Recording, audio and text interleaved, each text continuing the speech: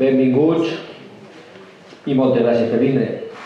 Si l'últim divendres de mes el mes passat, quan vingué García Moya, ja comentava lo complicat que és fer dos actes culturals de primer nivell seguits, doncs este mes ens ha parlat un poc del mateix, també el pont, però bueno, els temes que m'he vindre i és que no podran veure per internet. Avui contem en la presència de Josué Ferrer, conegut per tots nosaltres, conegut com a periodista de la seva època de València Avui, però ell, a més de periodista, també és mestre. I és d'això del que ve a parlar-nos avui, de l'educació.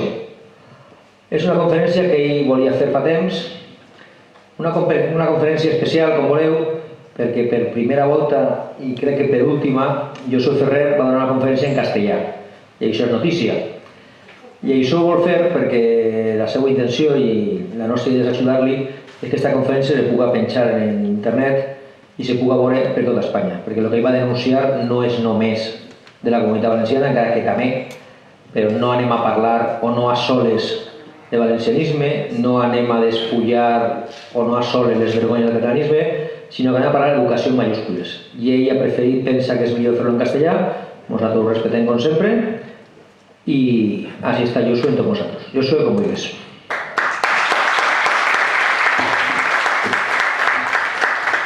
Bueno, muchas gracias a la delegación, muchas gracias a todos los asistentes. Mi nombre es Josué Ferrer y soy canguro de adolescentes.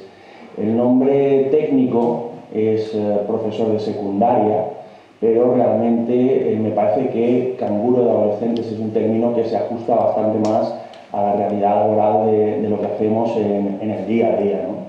Desgraciadamente. Yo cada vez que comienzo un curso nuevo, en un centro nuevo y con alumnos nuevos, el primer día siempre a mis estudiantes les pregunto, bueno, ¿a cuántos de vosotros os gusta jugar a los videojuegos? Como son adolescentes, pues levantan la mano, ¿no? Casi todos, y yo la verdad es que levanto la mano también, porque a mí también me gusta jugar a los videojuegos, aunque no soy adolescente, y les pregunto, bueno, no sé si conocéis un tipo de videojuego que consiste en que tú eliges un país, comienzas a desarrollarlo, lo haces fuerte, y cuando es fuerte ese país empieza a invadir a otros países y tienes que construir como un imperio. Sí, lo conocemos, hemos jugado, bien, vale. La cuestión es, si tuvieras que jugar a ese videojuego, ¿qué país elegirías? ¿Elegirías un país que es enorme y que está lleno de recursos? ¿O un país que es muy pequeño y prácticamente no tiene nada? Claro, los alumnos contestan, hombre, pues el grande, evidentemente, ¿cuál vamos a escoger? Sin embargo, fíjate qué cosa tan curiosa, que en la vida real ese tipo de país, el grande y con recursos, suele ser un país tercermundista y atrasado. Cuando tú te fijas en Rusia, Brasil, Argentina, India, Argelia, Arabia Saudita, etcétera, etcétera, son países que son enormes, son países que tienen petróleo, que tienen de todo, pero ¿cómo están? Viviendo una situación de miseria tremenda, ¿no? Sin embargo, ves otros países que son muy pequeños, a veces incluso diminutos, no tienen recursos y la gente vive de categoría, con una gran prosperidad, unos sueldazos impresionantes, las cosas funcionan correctamente, pues te estoy hablando, yo que sé, Suiza, Luxemburgo, Holanda, Dinamarca, los países escandinavos. ¿Cómo es posible que un país que es pequeño y no tiene nada funcione bien y un país que es enorme y tiene de todo funcione mal?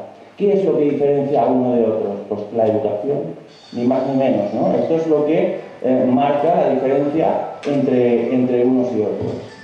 Yo creo que hay un caso ejemplar, un caso paradigmático, que para mí es el caso de Irlanda. Irlanda hace 100 y pocos años era un país extremadamente pobre. Tenía 8 millones de habitantes y de esos 8 millones, 2 millones se murieron de hambre, o sea, pero literalmente, es decir, no tenemos nada para comer, nos morimos. Y otros 2 millones más emigraron a otros países para no morirse de hambre.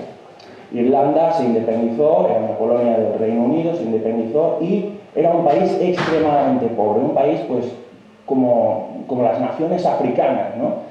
Llovía en las calles y ni siquiera había alcantarillado, las calles se inundaban, era un desastre total. Ellos vivían en la extrema pobreza y dijeron, ¿qué podemos hacer para desarrollar nuestra nación?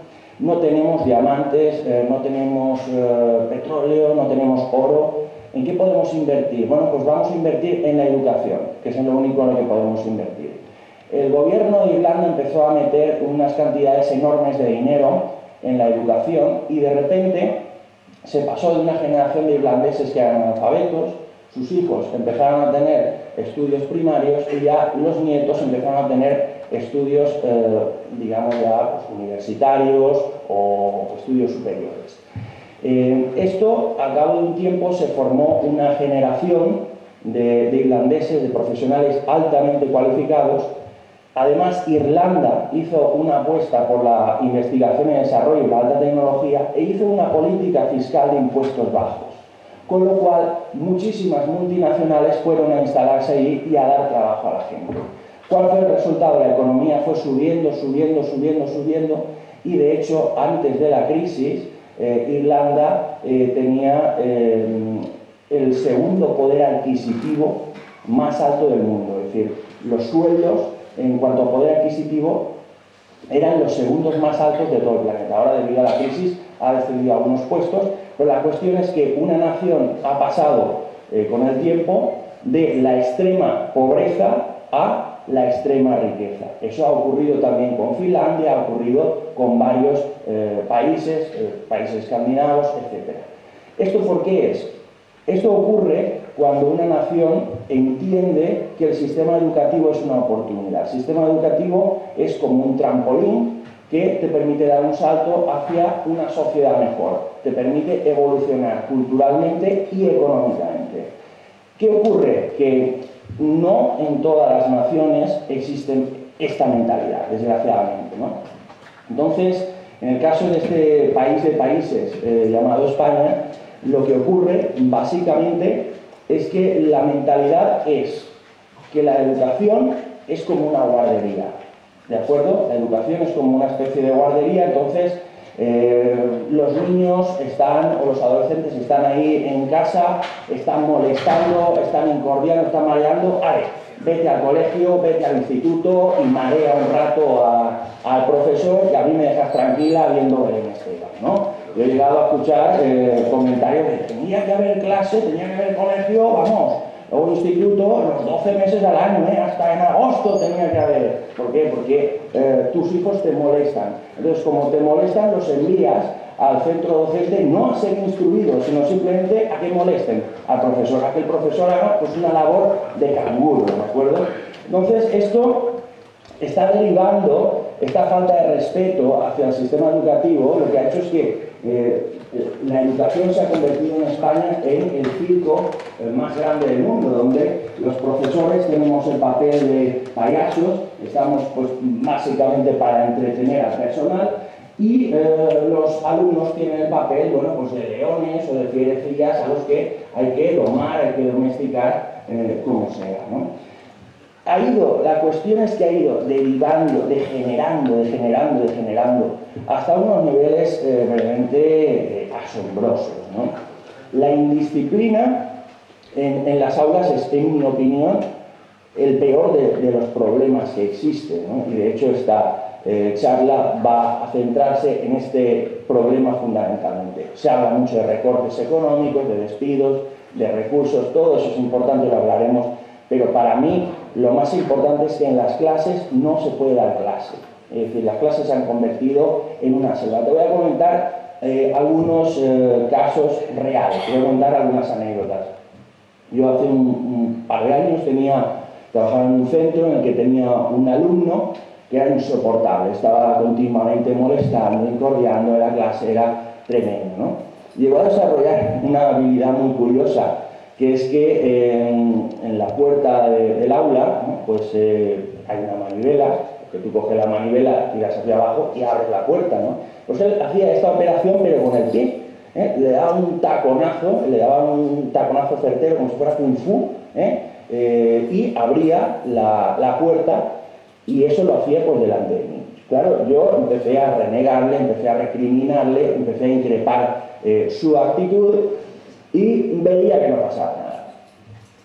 Fui a hablar un día con el jefe de estudios y digo, mira, este alumno está haciendo esto, además de otras muchas cosas que tú sabes bien, es un alumno que tiene, ojo, 80 amonestaciones, no una ni dos, 80 amonestaciones, no ha sido expulsado ni una sola vez en todo lo que va de curso. Oye, ¿pensáis hacer algo? Y me dijo el jefe de estudios, ay, no podemos hacer nada, no podemos hacer nada. Que, ostras, pero esto que es la ley de la selva. Aquí los alumnos hacen lo que quieren porque hay una situación de impunidad. Yo recuerdo que con ese mismo alumno, en otra ocasión, estábamos en el patio y bueno, cogió un balón del instituto y delante de mí, pues lo encaló en un árbol a propósito. Y le dije, mira, lo has encalado a propósito, así que te vamos a castigar y te vas a enterar, ¿no? Y me dijo, palabras más o menos textuales, tú estás flipando, tío, vosotros a mí no podéis hacerme nada, este instituto es una puta mierda, aquí no hay reglas y no podéis tocarme, no podéis hacerme nada, tú estás flipando, tío. Esta fue más o menos la respuesta que tuve de un alumno de 15 años de edad, ¿de acuerdo? Fui a hablar con el jefe de estudios, le digo, mira, lo que ha hecho y lo que ha dicho, ¿vamos a tomar alguna medida? Ay, no podemos hacer nada, ay, no podemos hacer nada. Claro, yo llegué a acostumbrarme a esta situación, a que el alumno que haga lo que quiera, oye, le está dando puntapiés a la puerta, pues que le dé puntapiés, cuando la rompa el contribuyente que pague una nueva y ya está, y aquí no ha pasado nada, ¿no? En otra ocasión, otro alumno distinto quería ir a orinar y el conserje le dice, no, no puedes pasar ahora, espérate 5 minutos, 5 minutos. Ni corto ni perezoso, se saca el pene y empieza a orinar en la papelera. Llamamos al padre, mire, ha ocurrido esto, y el padre, lejos de darle 2 hostias bien dadas a su hijo, todavía quería demandar al instituto, quería denunciar al instituto que quiénes sois vosotros, quiénes sois vosotros que no dejáis mear a mi hijo cuando a él le dé la realísima gana. Todavía quería llevarnos a juicio, etcétera, etcétera. Otro caso, la cosa fue un poquito más allá.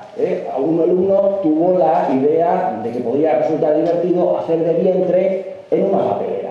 Hizo el vientre en la papelera, localizamos al alumno, el alumno confiesa y llamamos a la madre y le contamos lo que hay. Pues la madre todavía estaba defendiendo a su niño, estaba defendiendo, hombre, entiéndelo, un apretujón, no le dio tiempo a llegar al servicio y pobrecito, ¿no? O sea, es la víctima, todavía teníamos casi que pedirle perdón al alumno, ¿no? Una cosa realmente tremenda.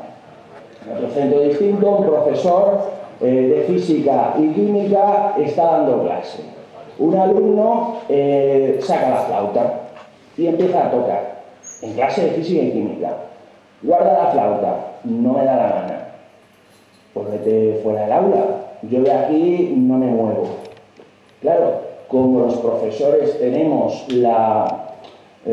digamos, las instrucciones de que no podemos ni siquiera tocar al alumno, que los alumnos son literalmente intocables.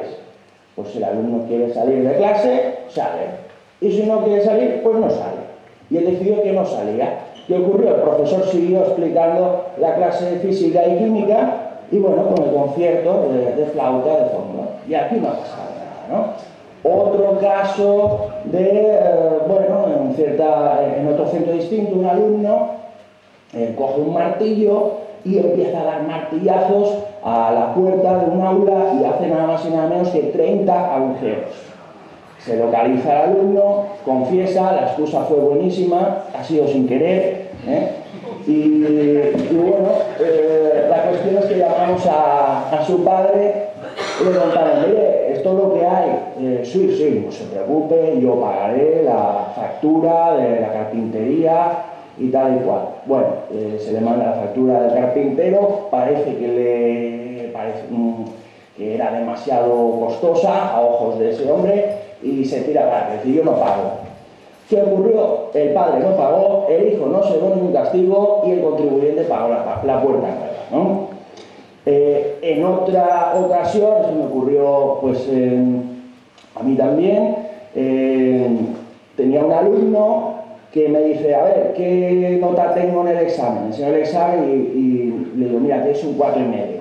pero me vas a aprobar, ¿no? Y digo, mira, no te voy a aprobar porque en clase tienes una actitud que entiendo que es muy negativa y ni siquiera, aunque hubiera sacado un 4,9, te aprobaría. ¿Y qué hizo? Pues se enfadó, tiró el examen al suelo, se marchó y dio un portazo tan fuerte que se cargó la puerta. Se cargó la puerta de la clase. Castigo, 3 días de expulsión. El contribuyente que pague la puerta nueva, ¿no? Entonces, podríamos, digamos, seguir así, ¿no? Seguir así, con anécdotas, pues podemos estar durante horas y horas y horas, pero entiendo que es innecesario, ¿no? Básicamente la idea es, la educación se ha convertido en una selva, no hay disciplina, la palabra disciplina no existe, los alumnos hacen lo que quieren, hay una situación de impunidad y ellos lo saben. Entonces, como hay una situación de impunidad y ellos van haciendo cosas malas y no reciben ningún castigo, esto es como la bola de nieve, ¿no? Pues tú tienes una bola de nieve que es pequeñita, la bola de nieve pequeñita tú la puedes detener, pero claro, si la dejas que crezca, al final es una avalancha y la avalancha pues se te lleva de por medio y no puedes hacer absolutamente nada frente a esa avalancha, ¿no? Se ha llegado al límite de que situaciones que hace solamente unos pocos años hubiéramos considerado absolutamente intolerables, una falta de respeto impresentable, hoy las vemos como positivas y deseables, como por ejemplo que un alumno esté durmiendo en clase. Yo he tenido alumnos que te dicen, oye, ¿te importa si me pongo a dormir en clase? Y cogen la mochila, como si fuera un cojín, y se ponen a dormir en el pupitre, ¿no? Y oye, ¿qué vas a hacer? Si es que en el fondo es preferible que esté durmiendo, porque cuando está despierto, está incordiando y está molestando, oye, pues duerme tranquilo y no ronques demasiado alto y a mí déjame dar la clase mínimamente bien, ¿no? Se ha llegado a situaciones tan esperpénticas como tener que negociar con los alumnos, ¿no? Tienes un par de alumnos que están en el fondo de la clase molestando continuamente. Oye, ¿qué te parece si vosotros dos guardáis silencio y me dejáis a la clase a mí tranquilo? Y a cambio, si queréis, os sacáis las cartas y jugáis al póker. Y ahí estás dando tu clase de castellano, de matemática o lo que sea, y tienes unos tíos jugando al póker, ¿no? Pero es que si no están jugando al póker o no están durmiendo, pues es mucho peor porque están incordiando, están saboteando la clase. Y se ha llegado a este límite. ¿Por qué se ha llegado a este límite? Porque a los profesores se nos ha restado toda la autoridad. Nosotros estamos atados de pies y manos y no podemos hacer absolutamente nada. Antes el profesor estaba aquí y el alumno estaba aquí. Ahora es al revés. Entonces llega un momento que tú no puedes imponer nada y tienes que negociar. Frente a esta, digamos, marabunta o frente a esta selva o anarquía, los profesores ¿cómo reaccionan? Pues reaccionan básicamente de 3 maneras distintas. Una es hacerse el guay para intentar sobrevivir. Todos hemos conocido la figura del profesor, colega, que es divertido y que intenta caer bien a sus alumnos y tal. Esta es una estrategia que se utiliza pues básicamente para no tener una rebelión en las aulas, ¿no? Es decir, a ver si les caigo bien y por lo menos la cosa está más o menos controlada. Es una situación semejante a la de ser un carcelero sin porra. Imagínate que tú eres un carcelero, que eres un funcionario de penitenciaría y tienes ahí pues una serie de alumnos, una serie de reos, de prisioneros, y dices, mira, tienes que entrar en la celda. Y te dicen, no me da la gana. Y lo tocas mínimamente, lo rozas así, ¡que te denuncio, que te denuncio!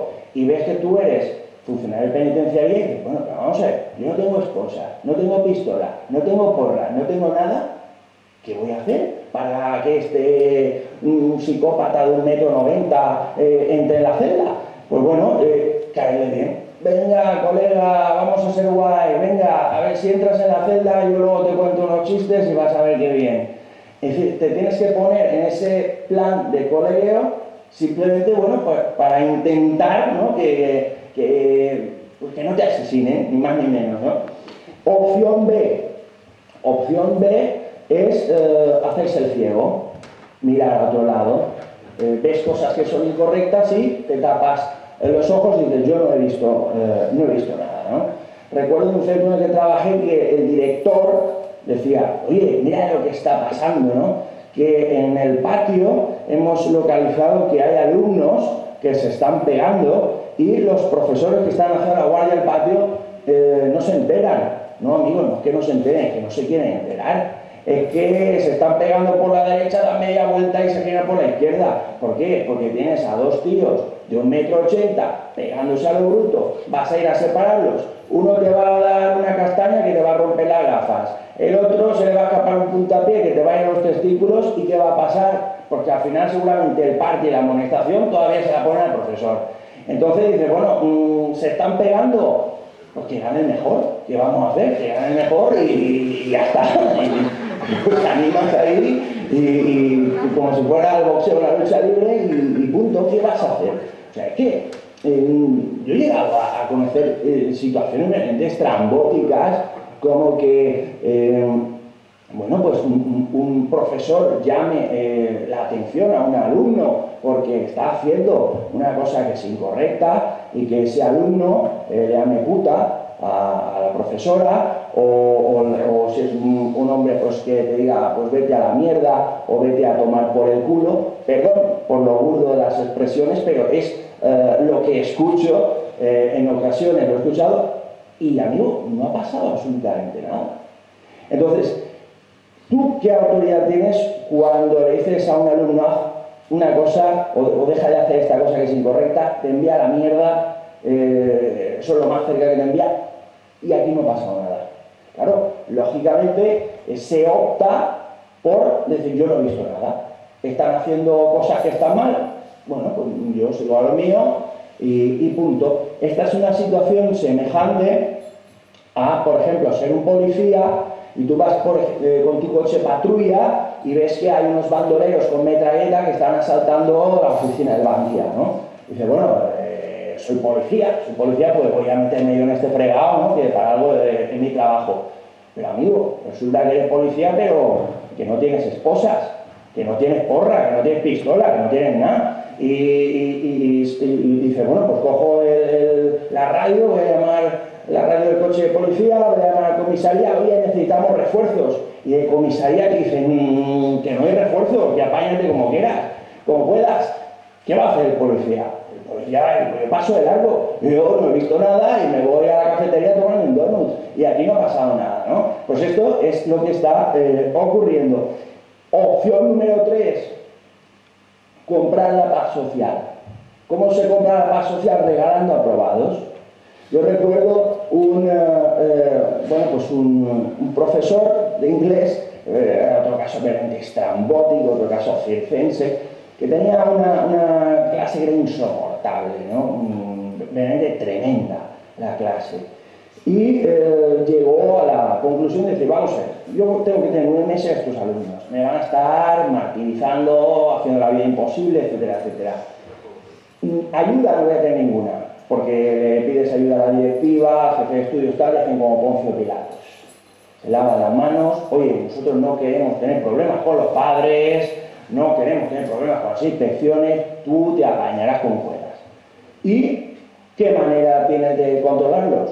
Regalamos los aprobados. Entonces yo recuerdo que en cierta ocasión, final del curso, tenían una clase que era toda de torpes y tenían de nota final 8, 9, 10. Y dice, pero ¿qué me estás contando? O sea, si este alumno no sabe distinguir su mano izquierda de su mano derecha y tiene un sobresaliente, ¿aquí qué está pasando? Y dice, bueno, pues es la nota que ha sacado en el examen. Pues bueno, se compra la paz social regalando la prueba. Hay muchos profesores que a un alumno que realmente merecería suspender, lo aprueban, aunque sea como insulto. Porque así dicen, por lo menos no vendrán los padres, no vendrán las inspecciones, tengo que suspenderle. Igual tengo un montón de quebradero de cabeza, mira, te apruebo y le damos la patada para arriba. Tú pasas al curso siguiente y ya te apañas. Y el que venga detrás ya se apañará. ¿Entiendes? Y pasamos el problema, pasamos la pelota a otra persona, ¿no? Y dirás, hombre, pero entonces el sistema educativo es una farsa. Pues sí, efectivamente, es una farsa. El sistema educativo es como una representación teatral donde los profesores somos actores, en el fondo, más que profesores somos actores, estamos desempeñando un papel, estamos fingiendo que damos clase cuando en realidad no la damos, cuando en realidad es una labor de guardería y es una labor de, pues eso, de canguro, de estar ahí aguantando al personal, ¿no? Esto conlleva o conduce de algún modo al famoso tema del fracaso escolar, ¿no? Fracaso escolar se entiende como fracaso escolar que los alumnos abandonen prematuramente los estudios. Claro, es que hay determinados alumnos que los tienes que suspender sí o sí. Yo he tenido estudiantes que van a clase y ni siquiera sacan el libro en toda la hora, ¿eh? El libro está ahí metido dentro de la mochila y ni siquiera lo sacan. Claro, lo tienes que suspender obligatoriamente. Y dirán, fracaso escolar. Vamos a ver, esto no es fracaso, esto es la normalidad. Claro, llamarle fracaso escolar a esto es como decir que yo soy un fracasado en el tenis. Pues si no he cogido una raqueta en mi vida, ¿cómo voy a ganar la Copa Davis? Esto es imposible, ¿no? Entonces, si no haces ni siquiera el esfuerzo de sacar el libro de la mochila, vamos a llamarle fracaso a quien suspenda. Para mí, el auténtico fracaso es lo contrario. Es cuando se aprueba a gente que no merece aprobar. Cuando, por evitar todo tipo de problemas y de historias y tal y cual, regalamos al aprobado. Y al final, ¿qué pasa? Que el tonto tiene la misma recompensa que el listo. Y el vago tiene la misma recompensa que el trabajador. Y entonces se iguala todo y, digamos, degradando el nivel de la educación. Porque al final estás repartiendo un título a todo el mundo que no sirve para nada. Porque estás pasando de curso y no se aprende. La cuestión es que tú dirás, vamos a ver, y si la cosa está tan mal, ¿por qué no se toma medida? ¿Por qué no se arregla? Porque, vamos a ver, lo que yo estoy comentando no es ningún secreto de Estado, ¿eh? O sea, esto lo sabe todo el mundo, lo sabe, pregúntame a cualquier profesor de cualquier instituto y te va a contar cómo está el panorama. ¿Por qué no se arregla la educación? Pues te lo voy a decir, porque no interesa arreglarla. Porque la educación interesa que vaya mal. Porque la educación interesa hundirla. Imagínate una compañía, una fábrica de coches, la Ford, por ejemplo. Y la Ford dice, mira, vamos a comercializar 2 nuevos modelos de coches. Este coche va a tener 3 ruedas en vez de 4 y este otro no va a tener frenos. Y dice, vamos a ver, un coche que no tiene freno, con uno que le falta una rueda, mal. Y no te preocupes, porque tú luego juegas con el embrague, con el acelerador, puedes frenar igualmente. Vamos a ver, que no hace falta ser ningún ingeniero industrial para darse cuenta de que si la Ford decide comercializar esos coches es porque quiere vender coches que funcionen mal a propósito. ¿Por qué queremos que la educación funcione mal a propósito? Bueno, esto lo explica muy bien un señor que se llama Jean-Claude Michéa, que es un profesor francés de filosofía, que escribió un libro muy interesante llamado Escuela de Ignorancia, ¿no? ¿Qué ocurre? Antiguamente la plutocracia, ¿no? Los ricos, pues les molestaba que los que veníamos de orígenes un poco más humildes, que los que éramos hijos de pobres o hijos de la clase media, pues pudiéramos estudiar. Y te decían aquel, ¿tú para qué quieres leer y escribir? Tú con que seas campesino como tu padre, tú coges la azada, ¿para qué quieres saber más? A ver, eso de leer y escribir es peligroso. Tú coge la azada, que es lo tuyo, y punto. Lo de leer y escribir, déjanoslo a nosotros, que eso, para los pobres, la cosa es mala, ¿no? Hay gente, digamos, la extrema derecha económica, los neoliberales, los que quieren privatizar todo, que les gustaría volver a esa situación donde no había clase media, donde unos eran muy ricos y otros eran muy pobres, donde la gente no tenía derechos, no podía aprender. ¿Qué ocurre? Que como esa situación no es reversible, no se puede volver a eso, vamos a volver a lo más parecido a eso. No le vamos a negar a los alumnos que vayan al colegio. Van a ir al colegio, pero no van a aprender nada. Con lo cual vamos a tener un sistema en el cual tú vas pasando de curso, van pasando los años y no aprendes nada. Y se llega a segundo bachillerato cometiendo unas faltas de ortografía realmente horrorosas. Y se llega a segundo bachillerato en esas condiciones. Jean-Claude Michet explica muy bien que ahora mismo ya hay tres tipos de educación. Uno, educación privada para los ricos, para los hijos de los ricos. Es una educación que sí funciona y que sí tiene una calidad. Dos, una educación, digamos, técnica, ¿no? Así, pues, cosas de formación profesional o cosas de informática, cosas por el estilo, ¿no? Que adquieres unos conocimientos que caducan rápidamente y que tienes que pasar toda tu vida pues, actualizándote, reciclándote, etcétera, etcétera. Y tres, la educación pública, el borreguero. Ahí mandamos a los hijos de los pobres, los hijos de los proletarios, los hijos de la clase media, y ahí que estén pegando chividos y saltando por encima de las mesas, que hagan lo que quieran, pero sobre todo que no aprendan. Porque cuando tengamos una masa de gente que sea lo más estúpida, lo más analfabeta, lo más ignorante posible, crear una sociedad, digamos, de analfabetos de facto. Más fácilmente los vamos a poder dominar, más fácilmente les vamos a poder restar sus derechos porque no los van a conocer, más fácilmente los vamos a poder esclavizar. No nos van a poner ninguna oposición, ¿qué oposición nos van a poner si no saben nada?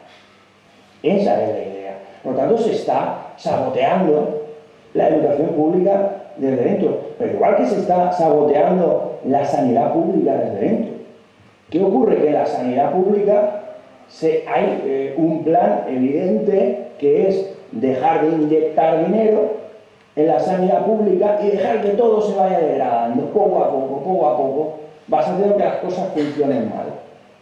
Claro, eso van pasando los años, van pasando a lo mejor un par de décadas, llegará un momento que será la sanidad pública será un desastre total y absoluto. Entonces se aparecerá el típico liberal, el típico iluminado que dirá, ¿veis? Lo público no funciona. ¿Qué funciona? Lo privado. Lo privado es lo eficiente, lo privado es lo que funciona bien. Solución, privaticemos la sanidad. Y como la sanidad pública será tan desastrosa en ese momento, el pueblo, ignorante y analfabetizado ya, dirá, bueno, pues tendrá razón, será cuestión de privatizar la sanidad. Pero ojo, no es que lo público funcione mal per se, es que si tú saboteas lo público tiene que funcionar mal. Evidentemente, es decir, si tú tienes un barco de madera y estás ahí navegando y empiezas con una taladradora a hacer agujeros en el cascote y empieza a entrar agua, el barco se hunde. Pero el problema no es que el barco sea de madera, el problema es que tú estás haciendo agujeros. Entonces hay un plan evidente para hacer una voladura controlada para dinamitar desde dentro la educación y la sanidad. Dejemos que esto poco a poco se pudra hasta que sea insufrible y entonces lo privatizamos todo. Y la sanidad y la educación, en lugar de ser un derecho, que sea un negocio. Esto es lo que quiere hacer muchísima gente. Yo quisiera destacar que con el tema de la educación no debemos buscar únicamente un culpable, ¿no? Porque lo más cómodo, lo más simplista sería decir, mira, esta persona tiene la culpa. Buscamos una cara, buscamos un nombre, buscamos un apellido y le apuntamos con el dedo acusador. Yo creo sinceramente que esto no es así. Yo creo que podríamos decir que con la educación somos responsables todos de su hundimiento. Se puede decir que con la educación entre todos la mataron y ella sola se murió. Padres, alumnos, profesores, hijos, políticos, psicólogos, entre todos, con nuestra cuota de responsabilidad, unos más y otros menos, entre todos estamos destruyendo la educación. Y ojo, la educación es el futuro de una nación. Pero esto no es una frase hecha, no es una metáfora, una expresión, es literalmente el futuro. Es que si tú destruyes la educación de un país, destruyes el futuro de ese país. Esto es evidente, ¿no? ¿En qué momento podríamos decir que arranca todo este desbarajuste? Yo creo que hay un momento clave, que es cuando en los años 90 el gobierno socialista de Felipe González implanta la LOCSE en España. Con el sistema anterior, pues bueno, las cosas funcionaban más o menos bien y de repente pues llegó la LOCSE. La LOCSE es un sistema, una ley que se implantó en los años 90 y que de un modo u otro ha continuado hasta nuestros días, porque luego se han hecho leyes posteriores, pero que en el fondo no son más que refritos de aquella ley. Así que con 4 pinceladas y con otro nombre distinto, básicamente la LOCSE sigue en funcionamiento, porque las leyes posteriores, ya te digo que son más o menos una fotocopia de aquella ley. Cuando la LOCSE llegó a España, aquello fue un desastre tremendo, ¿no? Porque llegó con la carta de presentación de que había fracasado en todos los países donde se había implantado, ¿no? Es decir, la LOCSE no era un experimento. No era decir, mira, vamos a ver esto qué tal sale, una novedad. No. O sea, la LOCSE ya se había implantado, esa legislación u otra muy similar, ya se había implantado en numerosos países occidentales y había sido un fracaso estrepitoso en absolutamente todos ellos. Entonces, cuando este sistema fracasó en todos lados, los políticos españoles, que tienen una gran capacidad intelectual y que son muy avispados, dijeron, esto es España. Ha fracasado en todos lados, pero en España va a ir bien, seguro. Y de repente pues llegó la LOCSE aquí.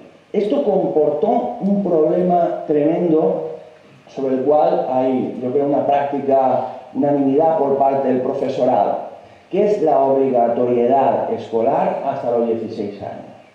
En el sistema anterior, con la EGB, bueno, pues uno terminaba a los 14 años la obligatoriedad y a los 14 años tú decidías. Y dices, mira, yo quiero ir al instituto, yo quiero ir a la FP, yo quiero ir a trabajar o yo quiero ir al parque a estar con mis amigos haciendo la mona. Muy bien, lo que tú quieras, tú eliges.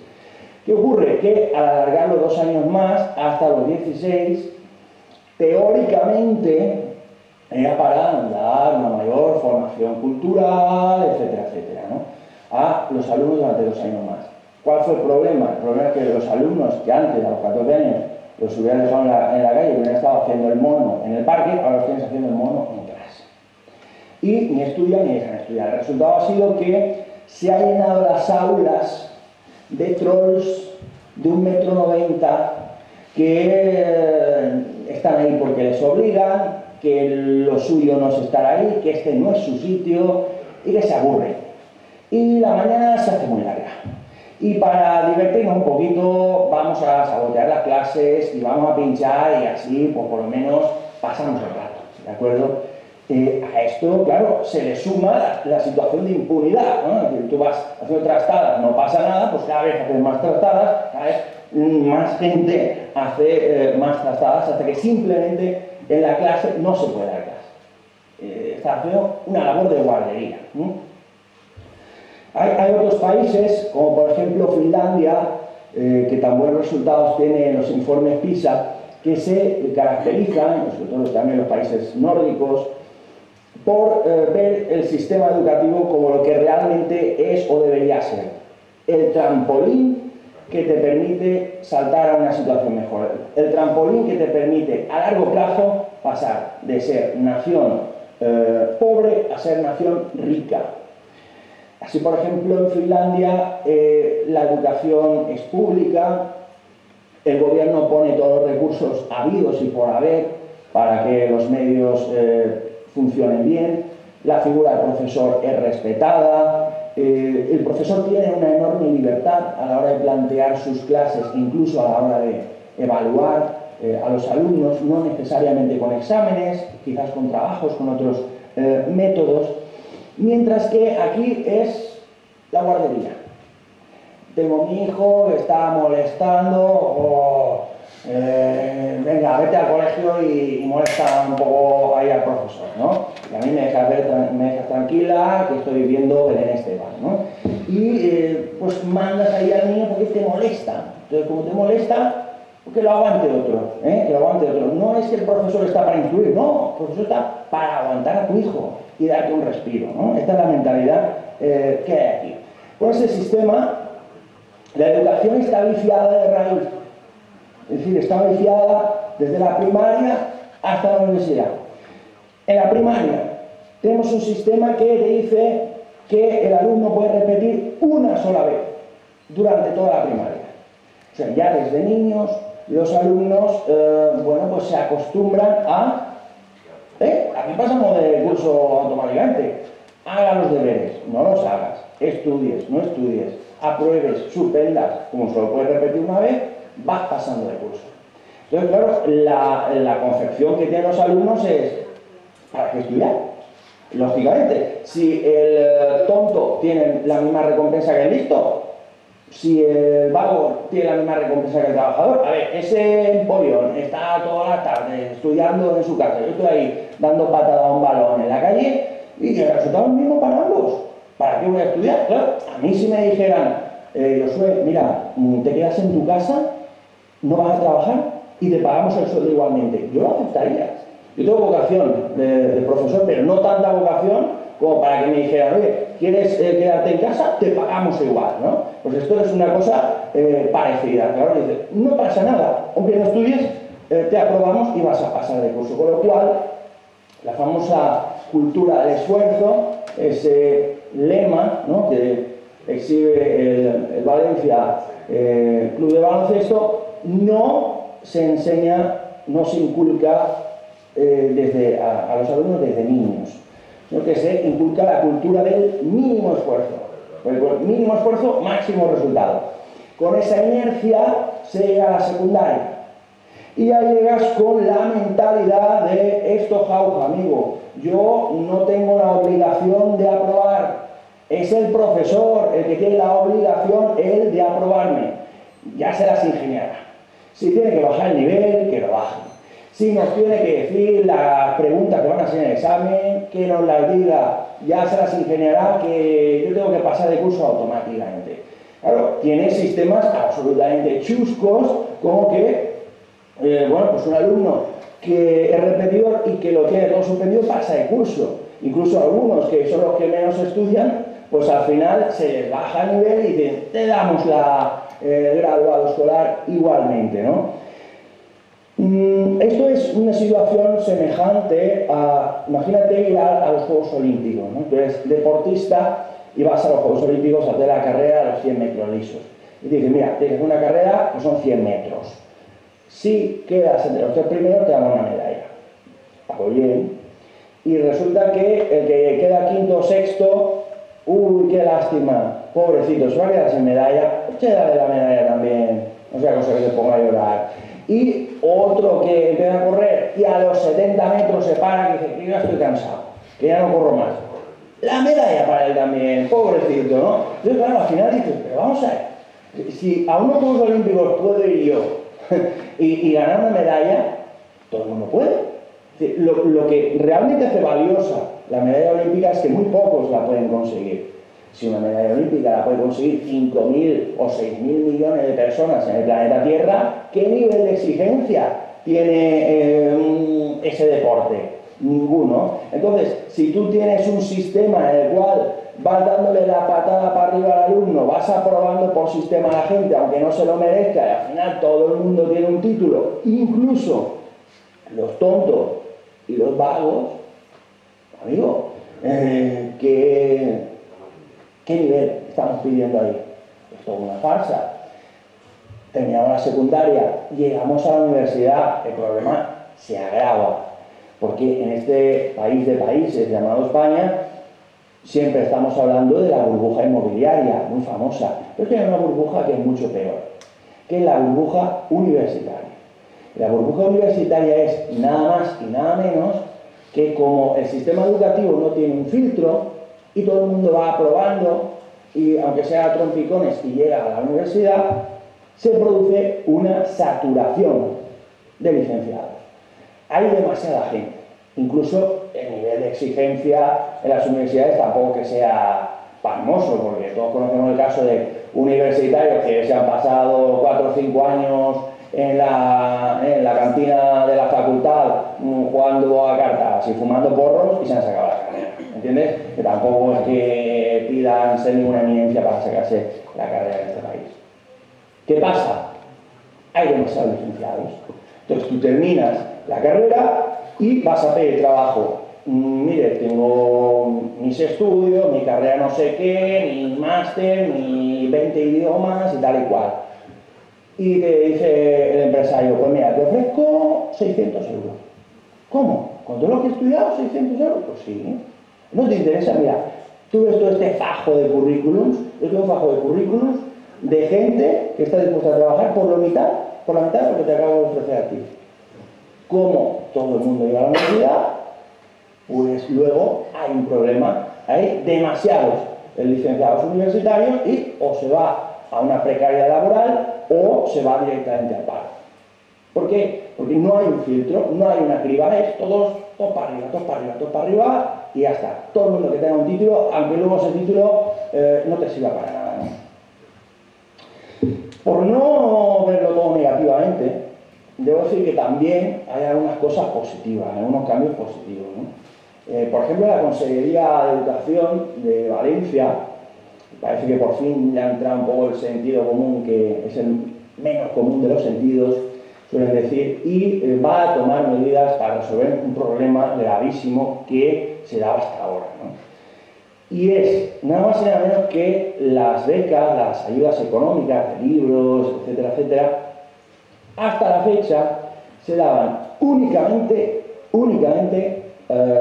por criterios económicos y no contaban los criterios académicos. Entonces, ¿qué pasa? Que se daban las ayudas sociales a la gente más pobre o que menos declaraba. ¿De acuerdo? Gente que estaba pues, trabajando en negro, lo que sea. Claro, yo he visto casos tremendos de tener pues, alumnos gitanos que dicen, mira, yo sé que tu padre está vendiendo coca, porque está, en fin, cargado de oro y la mujer cuando va al Mercadona a comprar se saca de la teta un fajo de billetes impresionante, ¿no? Y dice, bueno, pobre, yo aquí no te veo, ¿no? ¿Y qué es lo que ocurre? Que esta gente, como no, teóricamente no tiene nada, son pobrecitos, pues vamos a darle todo lo habido por haber, libros gratis, comedor gratis, todo gratis, lo que haga falta. Dice, bueno, si por lo menos se sacara algún provecho de ahí, pues bueno, ¿qué vamos a hacer? Pues claro, es que yo he llegado a ver casos sangrantes de alumnos que tienen todos los libros gratis y están bailando zapateados flamencos encima del libro, pagados por los contribuyentes. Recuerdo el caso de un alumno ecuatoriano y bueno, el tío se ponía a dormir en clase, ¿no? Cogía la mochila, se ponía a dormir, y estaba durmiendo normalmente, ¿no? Y era un alumno que lo suspendía todo, ¿no? Es decir, que si el recreo fuera una asignatura, lo suspendería también. Y lo tenía todo gratis. Y dices, bueno, y luego ves a otras personas, a otros alumnos, sean autóctonos, sean inmigrantes, me da igual, ¿no? Que tienen unas condiciones económicas que a lo mejor no son mucho mejores y que sí que tienen interés. Y esa gente no se estaba llevando la seguridad social. Entonces, a partir de ahora, menos mal, ya alguien se ve que se ha dado cuenta de que esto es meter millones de euros dentro de un váter y tirar la cadena, y ha dicho, bueno, vamos a repartir las ayudas sociales por criterios económicos, vamos a ayudar a la gente desfavorecida, muy bien, me parece estupendo, yo vengo de una familia humilde, pero, ojo, que haya también unos criterios académicos, es decir, nosotros te pagamos los libros, pero, amigo, si suspendes todo, no te lo volvemos a pagar. Que al final esto no puede ser pagar por suspender, ¿no? Es decir, una cosa es que tú seas pobre y el Estado o la Administración, la comunidad autónoma, lo que sea, te dé una ayuda social. La tendrás que aprovechar, digo yo, porque si no, aquí estamos haciendo una montaña de billetes y le estamos rociando con gasolina y le estamos prendiendo fuego, ¿no? Con este sistema ha ido todo degenerando, ha ido cambiando las mentalidades, de tal modo que hace unos años la mentalidad era que los padres motivaban a los alumnos. Y ahora se nos dice que los profesores somos los que tenemos que motivar a los alumnos, ¿no? Que los alumnos suspenden. ¿Por qué suspenden? Pues se aburren en clase, hombre, tendrás que motivarlos, hacerlos más amenos. Vamos a ver, yo no soy payaso en McDonald's, no estoy aquí para estar haciendo juegos malabares. Si tengo que explicar, si soy profesor de historia y tengo que explicar la Edad Media o tengo que explicar la Guerra Fría, ya sabemos que es aburrido. ¿Qué quieres? ¿Que empiece aquí a hacer juegos malabares? Pues es aburrido. ¿Qué vamos a hacer? Hay determinadas materias que pueden ser más amenas y otras que pueden ser más pesadas. Pero es que quien realmente debería motivar son los padres. A mí me motivaban. Y antes eran los padres los que motivaban. ¿Cómo? Hijo, si sacas buenas notas, te compraré no sé qué. Hijo, si suspendes, no te voy a comprar no sé qué y además castigado no vas a salir con tus amigos. Ahora no, ahora la motivación la tiene que dar el profesor. Entonces te encuentras alumnos que dicen, bueno, ¿cómo te han ido las notas? Bien, lo he suspendido todo. Ah, bien, estupendo. ¿Y tu padre qué te han dicho? Me ha comprado la moto. Ah, bien, estupendo. Y luego soy yo el que tengo que motivar a ese tío. ¿Cómo lo voy a motivar si haciendo nada lo consigue todo? Es decir, tendrán que ser los padres los que motiven a los hijos. Pienso yo que esto es de sentido común. Y existe cada vez más una dejación de funciones por parte de los padres. Tradicionalmente se ha considerado que el padre, la familia, es la gente encargada de educar, ¿de acuerdo? Y los profesores están para instruir. Ahora se nos dice que no, que la educación, los padres, pero los profesores también. Vamos a ver, yo no estoy de acuerdo con eso. Yo creo que, sinceramente, yo soy profesor de castellano, ¿vale?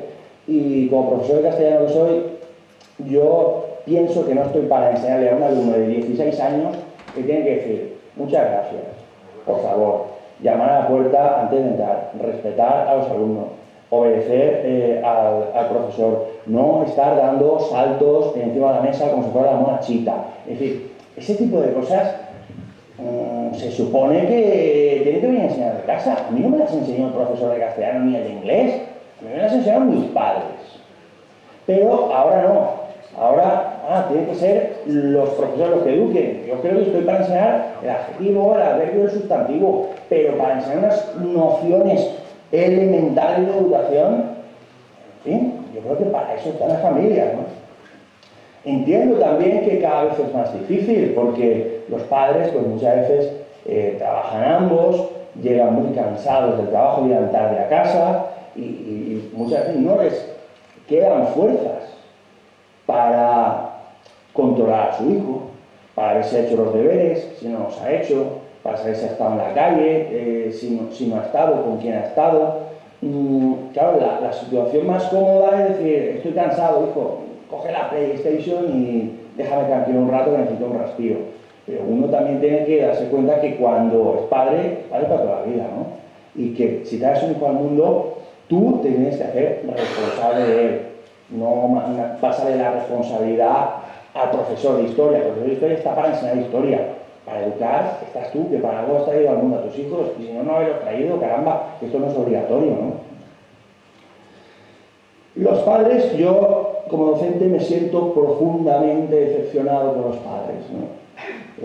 Con las madres de un modo especial, ¿no? Hay un cambio de mentalidad verdaderamente terrorífico, hay un cambio de mentalidad verdaderamente espantoso. En cierta ocasión un profesor me decía, el profesor con el que trabajé, me decía, ¿sabes qué es lo que pasa? Que los padres no quieren a sus hijos.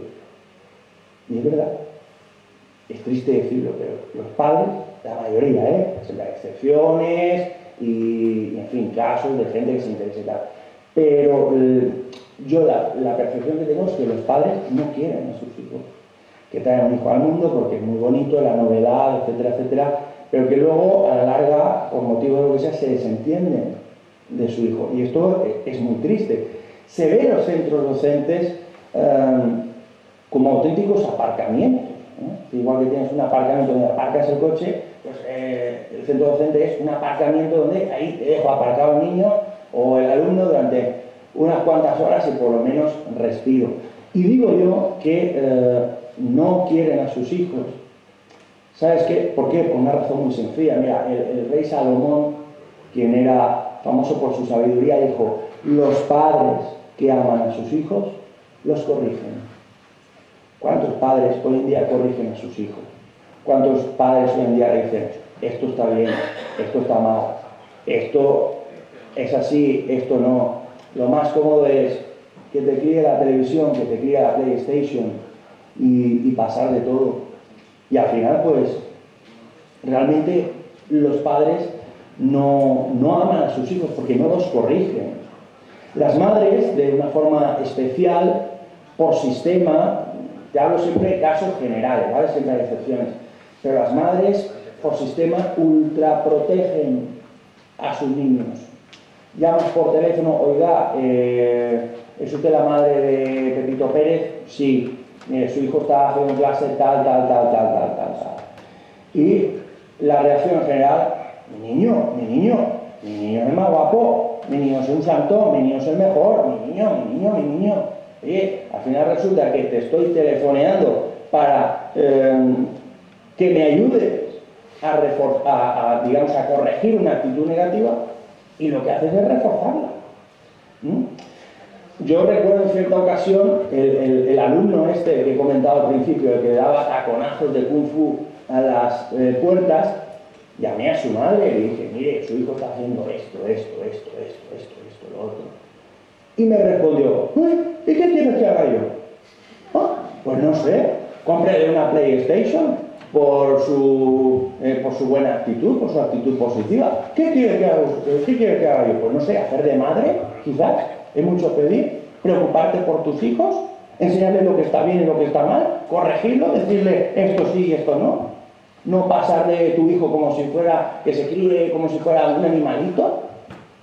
¿Tanto es pedir a los padres que hagan de padres? Vamos, pienso que no es mucho pedir.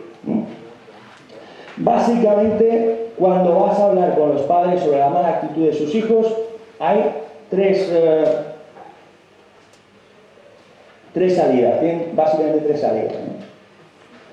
Uno, la que hemos comentado: lo tapan. Mi niño es el mejor, mi niño es un santo, mi niño es el más guapo. Vale, señora, no hace falta que hablemos más. El equivocado soy yo.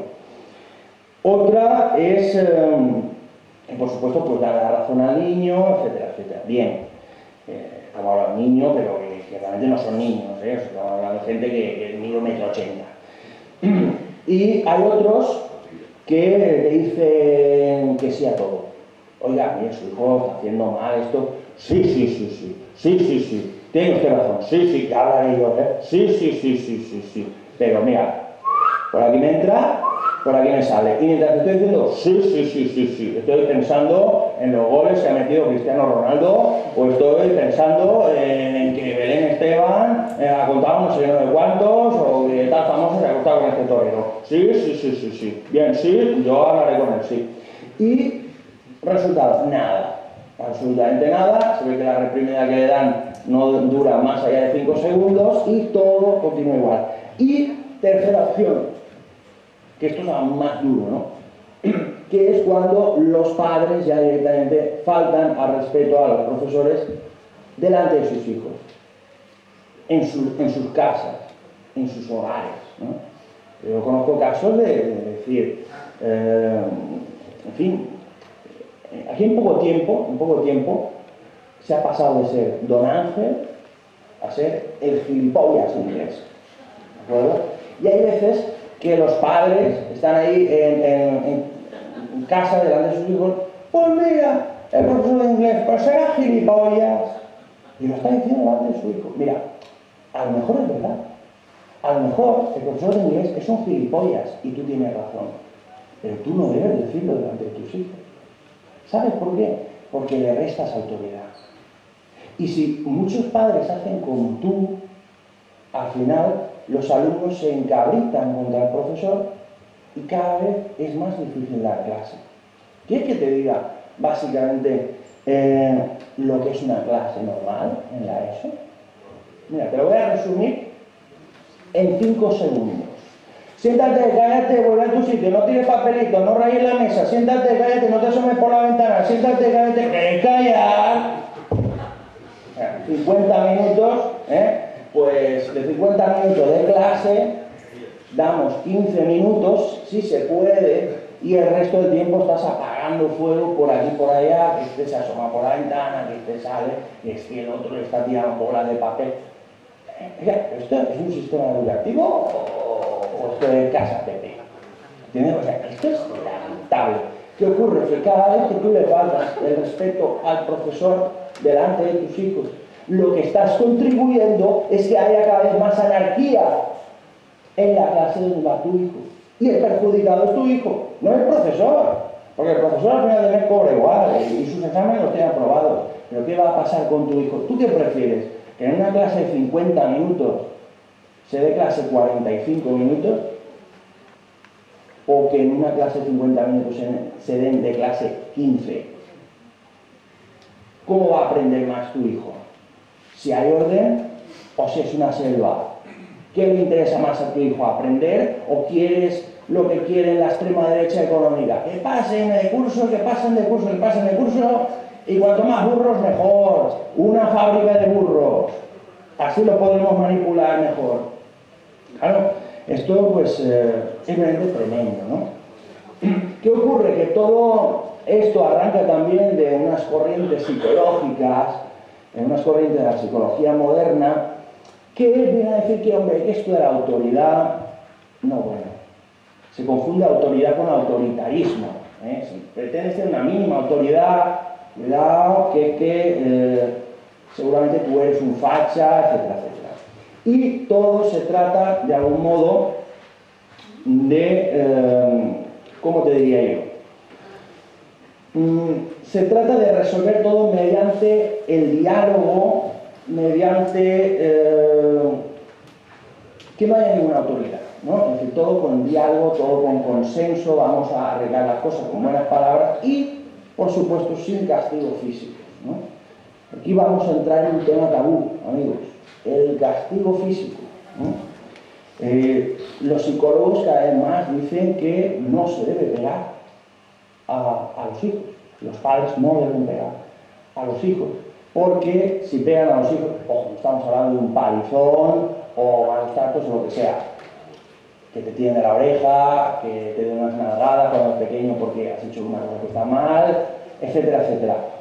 No, esto es malo, porque si tú haces esto a tu hijo va a quedar traumatizado, va a tener pesadillas durante los próximos decenios y solamente un cheque por valor de 20 millones de dólares va a poder curar todos esos traumas, ¿no?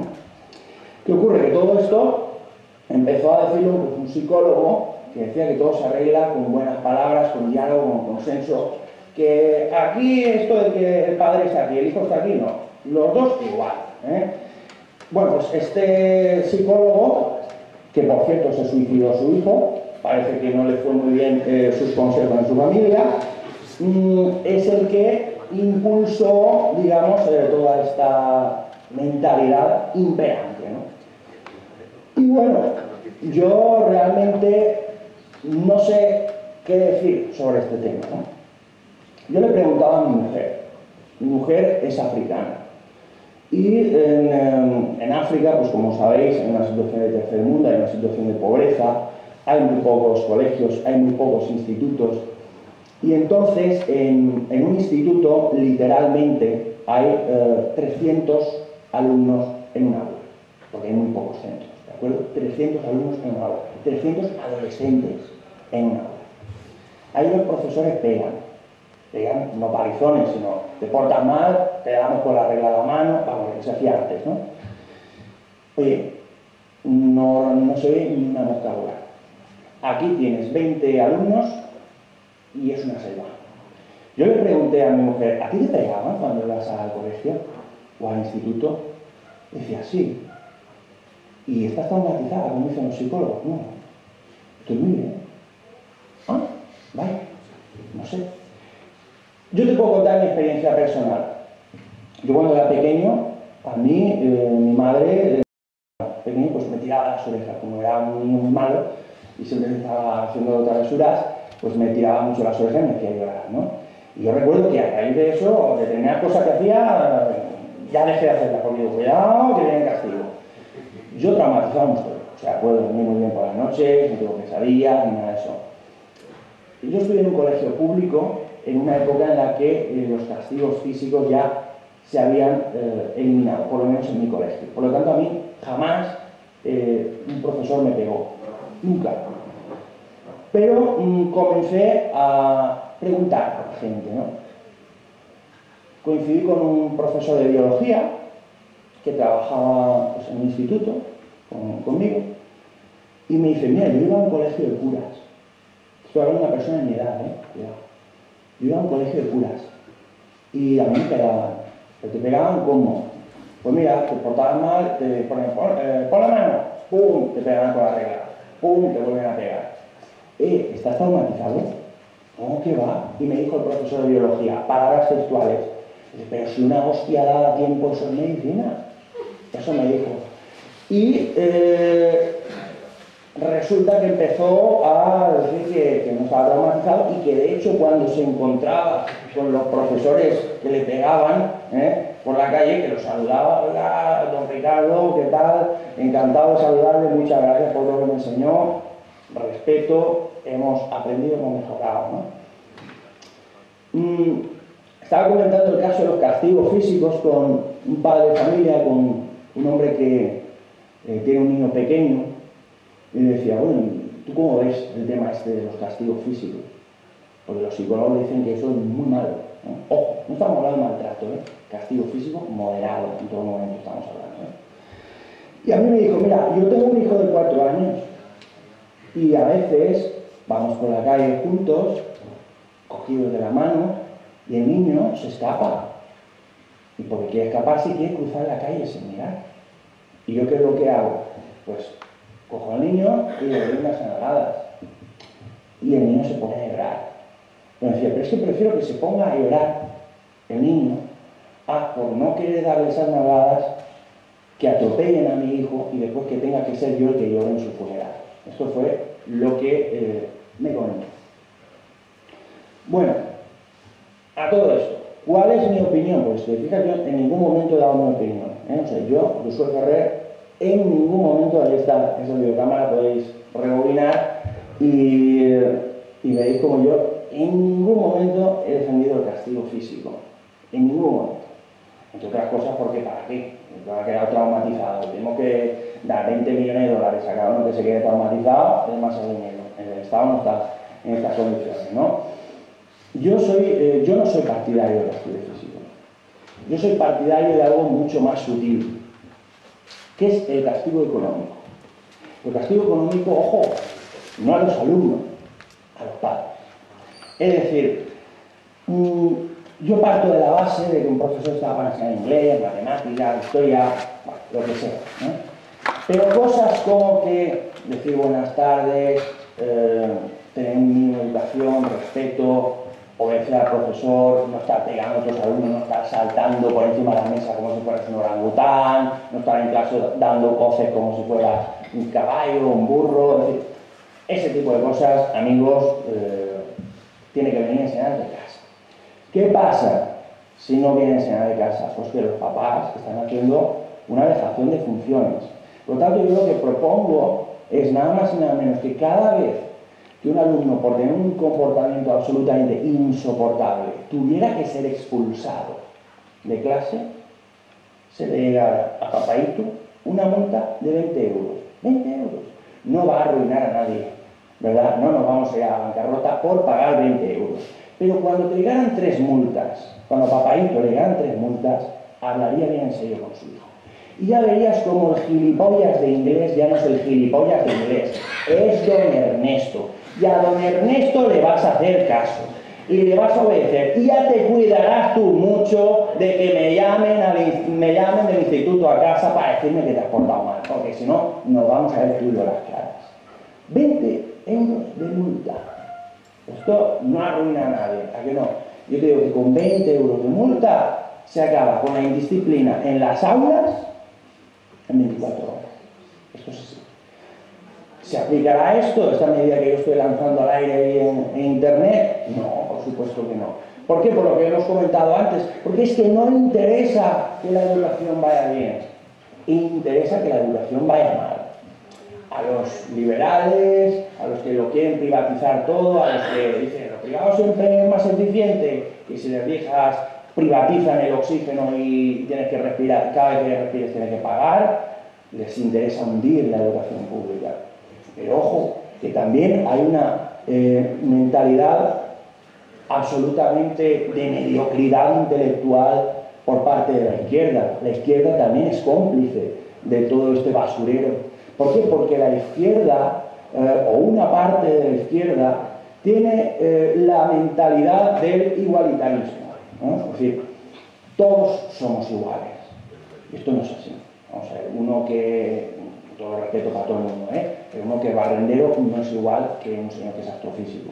Con todo el respeto para todo el mundo. Y esto es evidente. Entonces, una cosa es la igualdad de oportunidades. Yo soy partidario de la igualdad de oportunidades.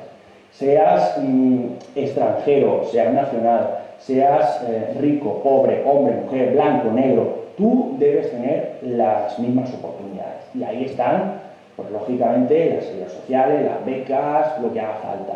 Para que no porque vengas de una situación desfavorecida tengas que tener menos oportunidades que otro. Ojo, ahí yo eso lo defiendo a muerte. Pero igualdad de oportunidades no significa igualdad de resultados.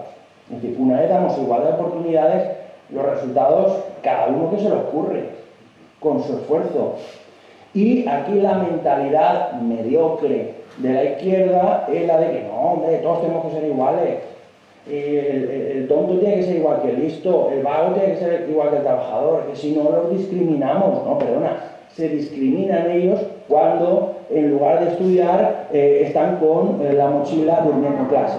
Son ellos los que se discriminan. Tienen la oportunidad de estudiar, tienen la oportunidad de seguir adelante. Si se aprovechan, esto no es la culpa del Estado. Por lo tanto, yo soy partidario de una educación elitista. No en un sentido económico, sino en un sentido académico. Es decir, que pasen adelante solamente los mejores. No que pasen los listos y los burros y todo el mundo, sino solamente los que, con su esfuerzo, con su trabajo, con su valía de día a día, pues realmente sean merecedores de pasar adelante, ¿de acuerdo?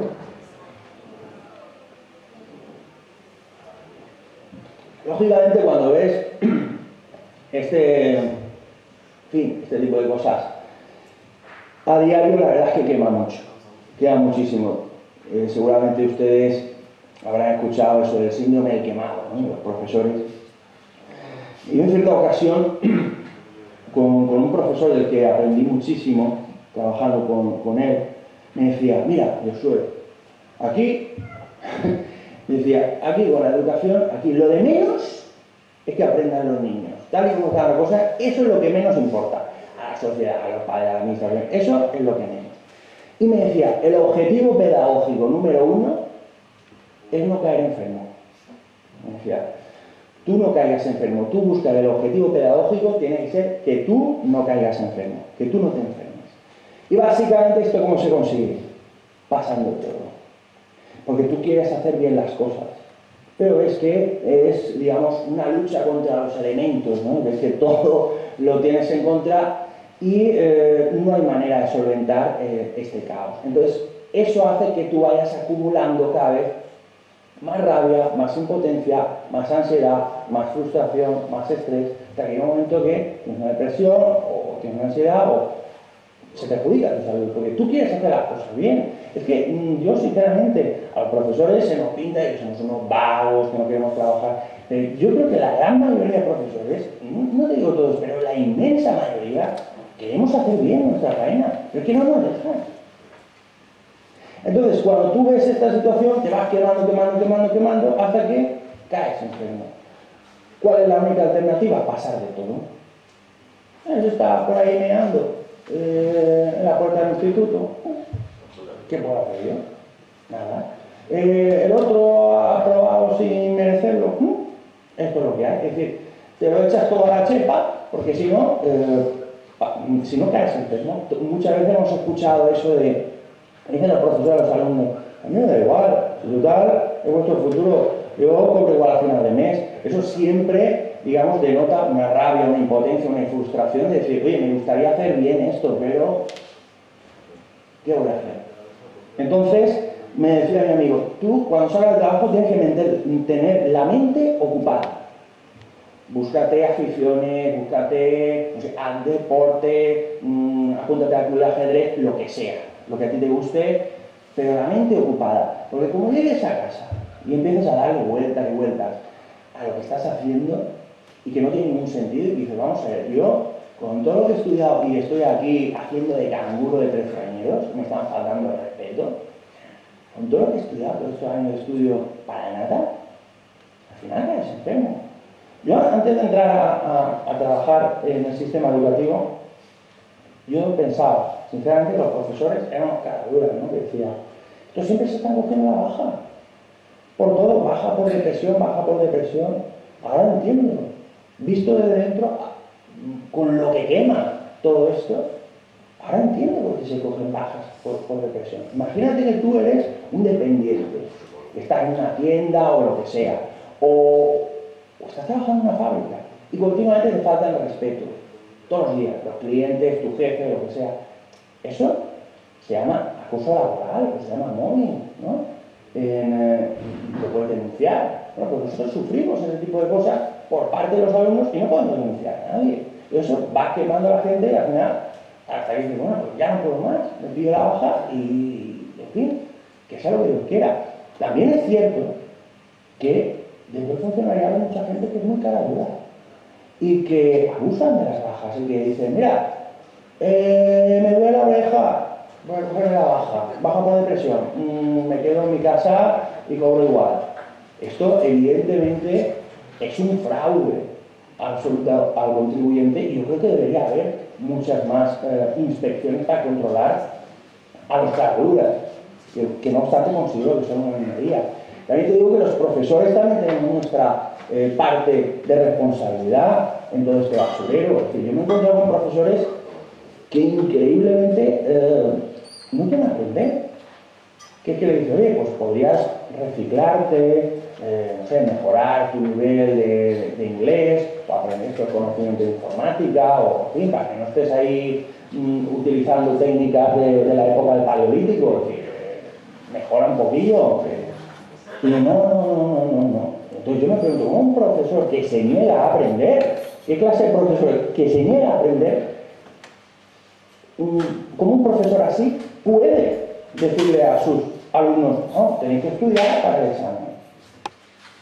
También pienso, y los profesores que me puedan escuchar ahí, a través de esa grabación supongo que estarán a punto de crucificarme, yo creo que en el mes de julio los profesores deberíamos trabajar.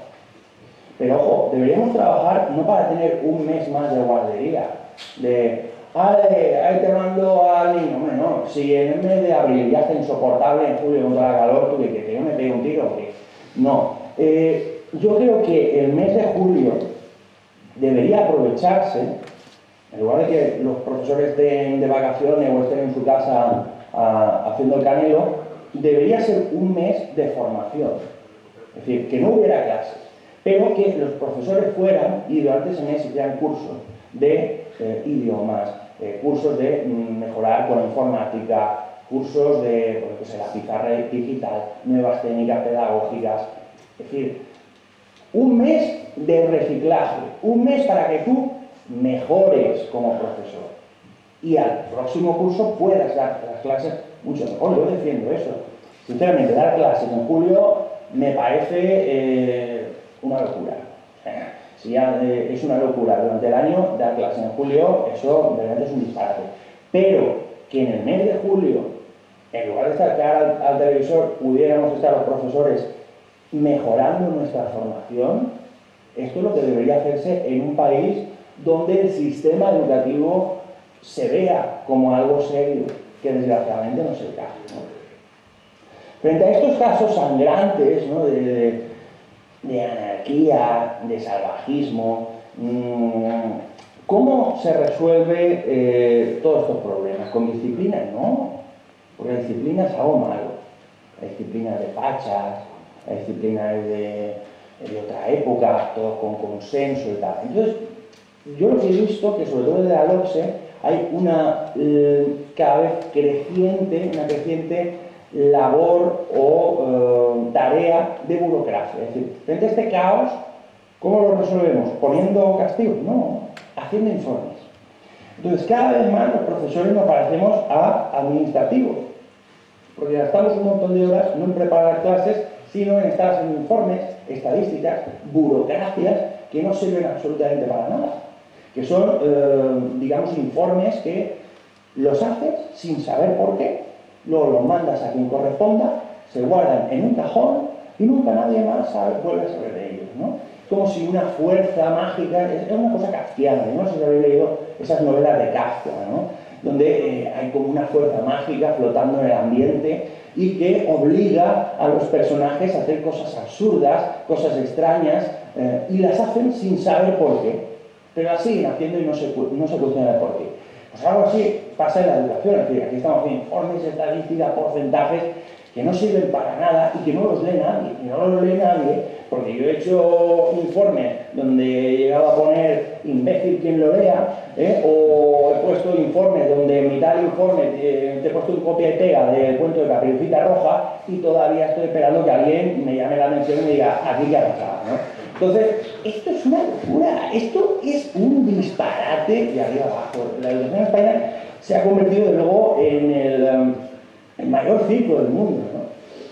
Estamos terminando ya y, bueno, yo no quisiera acabar sin pasar por alto dos temas de actualidad, ¿no? Dos temas de actualidad, una de ellas son los famosos recortes, ¿de acuerdo? Hay unos recortes absolutamente tremendos. En la administración se han recortado los sueldos, a los funcionarios, se está recortando la plantilla. Por ejemplo, en el caso de Valencia, para el curso que viene, se van a suprimir 3.000 profesores. Va a haber 3.000 profesores menos, claro, primaria, secundaria y tercera, 3.000 menos. A esto tienes que sumarle los 1.300 menos que quitaron el curso anterior. A esto tienes que sumarle los 1.500 menos que eliminaron el curso anterior del anterior. Y a esto tienes que sumarle que de cada 10 jubilaciones, 9 no se están cubriendo. Entonces, al final, yo sinceramente no sé qué va a pasar en este país, pero esto me parece demencial. Claro, luego pasa lo que pasa. Un profesor está enfermo, te manda al sustituto a cabo de un mes. Yo te voy a contar una anécdota realmente tremenda, ¿no? En un instituto en el que trabajaba, me tocaba hacer las guardias de pasillo los viernes por la mañana, ¿no? Yo iba por ahí a hacer la guardia y veía que en una clase de primero de ESO, a esa hora que me tocaba a mí la guardia, nunca había profesor. Y era el mes de diciembre ya. Y digo, ¿qué pasa aquí? Que cada vez que me paso de por aquí no hay profesor nunca. Dice que no nos han mandado profesor todavía. ¿Qué me estás contando? Si estamos en el mes de diciembre, no nos han mandado profesor. ¿Tú sabes cuándo lo mandaron? ¿En febrero? O sea, el curso empieza en septiembre y termina el profesor en febrero. Pues desde septiembre hasta febrero, pues que estén ahí danzando, haciendo lo que quieran. La plantilla de profesores no es ni mucho menos una plantilla grande, y con los recortes cada vez menos. Yo he llegado a tener situaciones de estar dando clase y escuchar unos chillidos enormes en la clase al lado, ir a la clase al lado y ver que no hay profesor. Y en la clase de enfrente hay otra clase donde tampoco hay profesor y los alumnos están jugando al fútbol dentro de la clase. ¿Qué ocurre? Que a lo mejor hay un profesor que ha caído enfermo, no mandan al sustituto. ¿Cómo se va a recortar la plantilla? Dice, bueno, hay unos profesores de guardia, tendrán que ir, sí, pero claro, como la plantilla cada vez menor, los profesores de guardia cada vez son menos. Entonces ya se llega a extremos en que hay ocasiones en que las aulas están vacías, en que es que ni siquiera hay un mal profesor de guardia que pueda pasarse por ahí para controlar a los alumnos. Y no hay nadie. La plantilla está mínima, están, digamos, todo el mundo ocupado en ese momento. Pues no puedes estar en 3 sitios a la vez. Pues si están jugando al fútbol, que jueguen. Por lo menos hacen deporte. Y otro caso, bueno, pues el caso sangrante que tenemos en Valencia, ¿no? Caso de valencianismo, caso de catalanismo.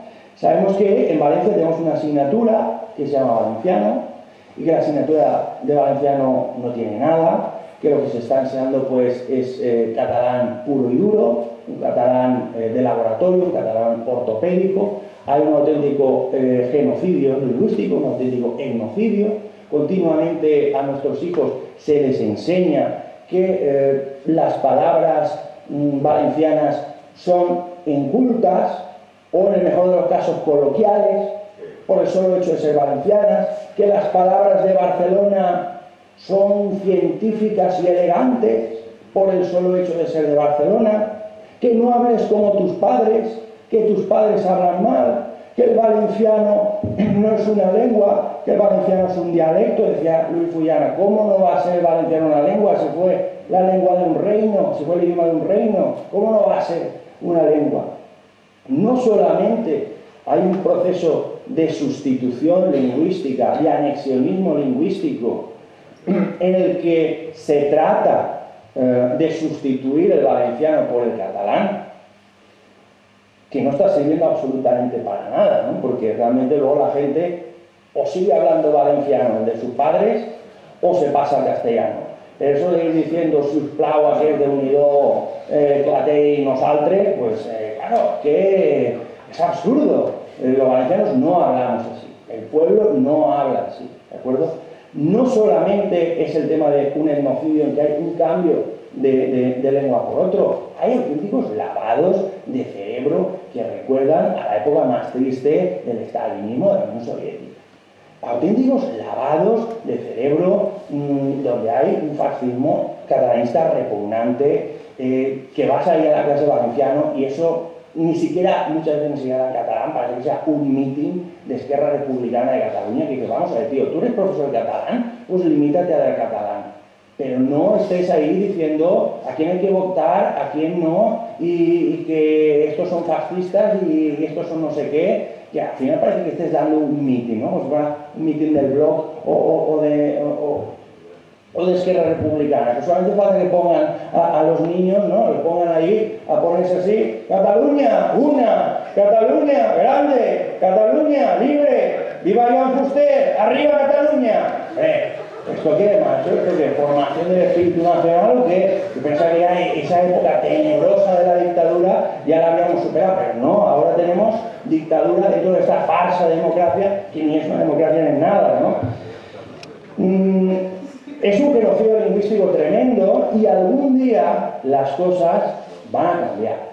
Porque no nos engañemos, esto no va a durar para siempre. Hay muchos casos parecidos, muchos casos donde en su día, mira, se le decía a los lituanos, a los ucranianos, que lo que habláis vosotros no es una lengua, que es un dialecto del ruso. Se le decía a los croatas que esto es un dialecto del serbo-croata. Se decía a los eslovacos que no, que esto es un dialecto del checoslovaco.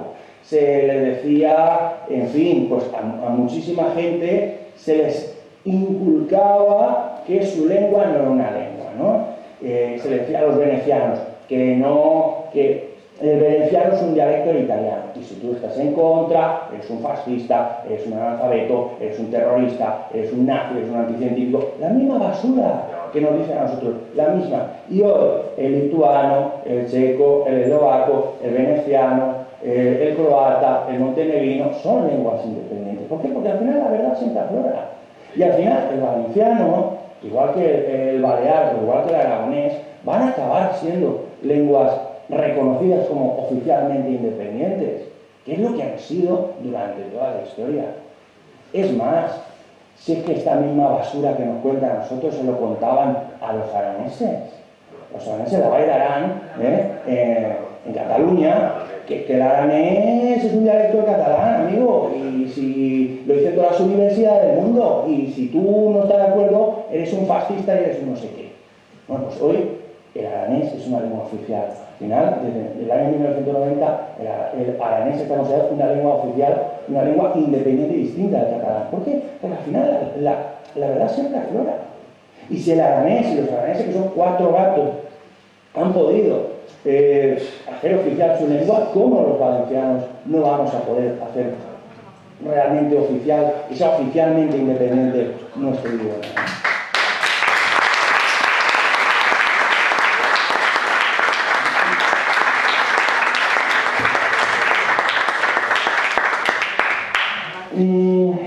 Quisiera terminar haciendo un par de recomendaciones. Una, que compren un libro, que lean un libro que se llama Escuela de Ignorancia, de Antonio Isea, donde explica un poco el desmantelamiento controlado que se está haciendo en el sistema educativo.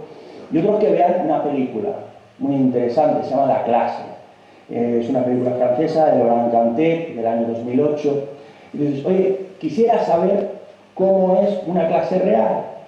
Pues mira, esa película es totalmente realista. Yo cuando la vi dije, Dios mío, soy yo y son mis alumnos. Me han grabado y no me he dado cuenta. Es una película totalmente realista. Estamos acostumbrados a ver películas de Hollywood donde todo es bonito y todo es irreal. Mira esa película, se llama La Clase. Y vas a ver, cuando tú la veas vas a decir, es que no se puede dar clase en estas condiciones. O sea, cuando miras esa película es como si tú fueras a un aula, tuvieras una mirilla y te puedes ver qué es lo que ocurre, ¿no? Pues mira esa clase, esa película, que te vas a enterar de lo que está pasando. Y yo quiero terminar simplemente con una cita de la Biblia, que es la palabra de Dios, y es Proverbios, capítulo 3, versículos 13 al 15. Esto lo escribió el rey Salomón, que era famoso por su sabiduría. Dice, bienaventurado el hombre que halla la sabiduría y obtiene la inteligencia, porque su ganancia es más que la ganancia de la plata, sus beneficios más que los del oro fino.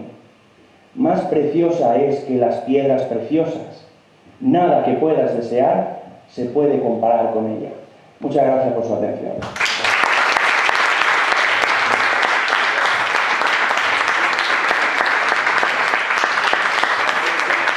Moltes gràcies, Josep. Ja vos he dit que era una conferència diferent, crec que no he defraudat a ningú. Ha sigut Josué Ferrer en estat pur, com sempre que ve així, encara que està voltat en castellà i un tema diferent. S'ha fet un poquet tard. Si n'hi ha alguna pregunta ràpida...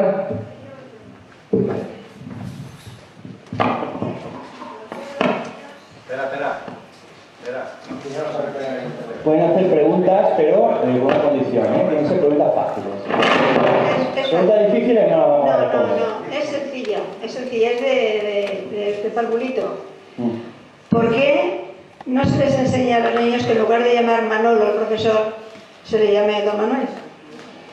Porque claro, eso no se puede hacer cuando miden 1,80, pero cuando miden 1 metro o menos, si se les enseña que cuando entran en clase y se refieren al profesor le digan Don Manuel o Don Vicente o Don Juan, esos niños continuarán llamando Don a ese profesor, y entonces ahí tienen una distancia que se establece entre profesor y alumno, que no es una distancia que es negativa, yo creo que es muy positiva, porque es un respeto que se le tiene a esa persona como profesor que es. Pero no, ahora no, es Manolo, ¿sí? ¿Cómo Manolo? ¿O es Pepito? Pues no, eso me parece que es un error muy grande, porque además eso se empieza desde primero y se va luego aumentando y engordando, trayendo muchas cosas de las que traen después, que usted nos ha hablado muy bien sobre ellas. ¿Sabe usted cuando empezó a desmoronarse todo esto? Cuando la palabra usted desapareció de nuestro vocabulario. Con la palabra usted había una distancia, había un respeto hacia personas mayores o personas que por sus cualidades académicas o lo que sea merecían pues como un trato diferencial. ¿Qué pasa? Que a partir de decir todos somos iguales, lo que predica un poco pues este pseudo progresismo, ¿no? De una parte de la izquierda, todos somos iguales, ¿no? Como decía la canción de Cambalache, lo mismo un burro que un gran profesor, todos iguales, el corrupto, el honrado, el mandante, todos iguales. Entonces, a partir de considerar a todos iguales, empleamos la palabra tú para todos. Entonces, al desaparecer la palabra usted de nuestro vocabulario, todo se ha venido abajo. Yo pienso también que, bueno, no necesariamente debes llamar de usted a una persona para tener un respeto, pero sí que es cierto que cuando existía la palabra de usted en nuestro vocabulario, había respeto, y hoy no lo hay.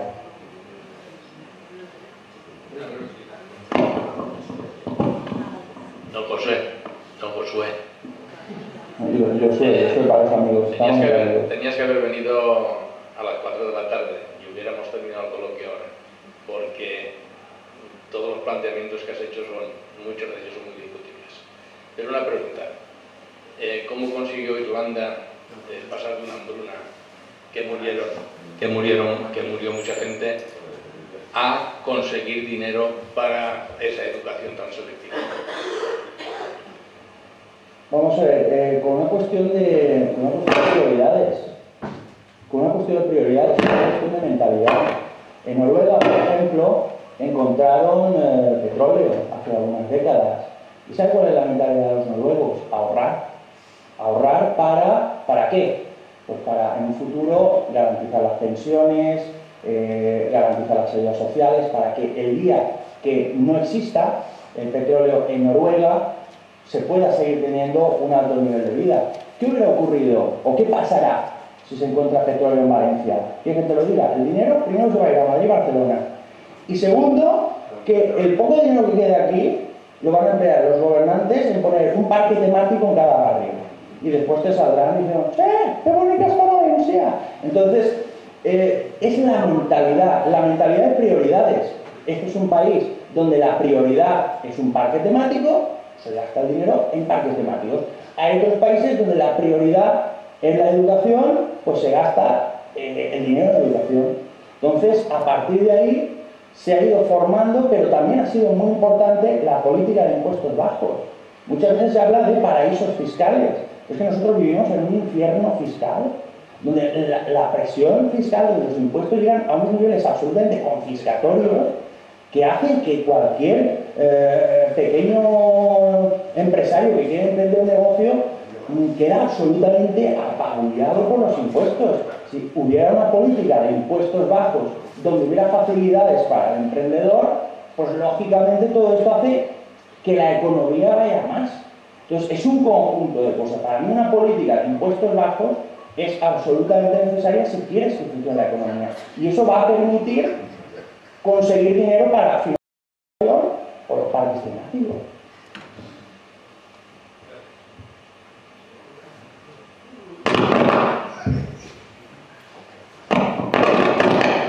Bueno, pues lo que iba a decir yo es que todas las cosas que has dicho aquí, pues que yo las estoy viviendo también, porque yo soy alumno de primero de bachiller y yo también en clase las estoy viviendo.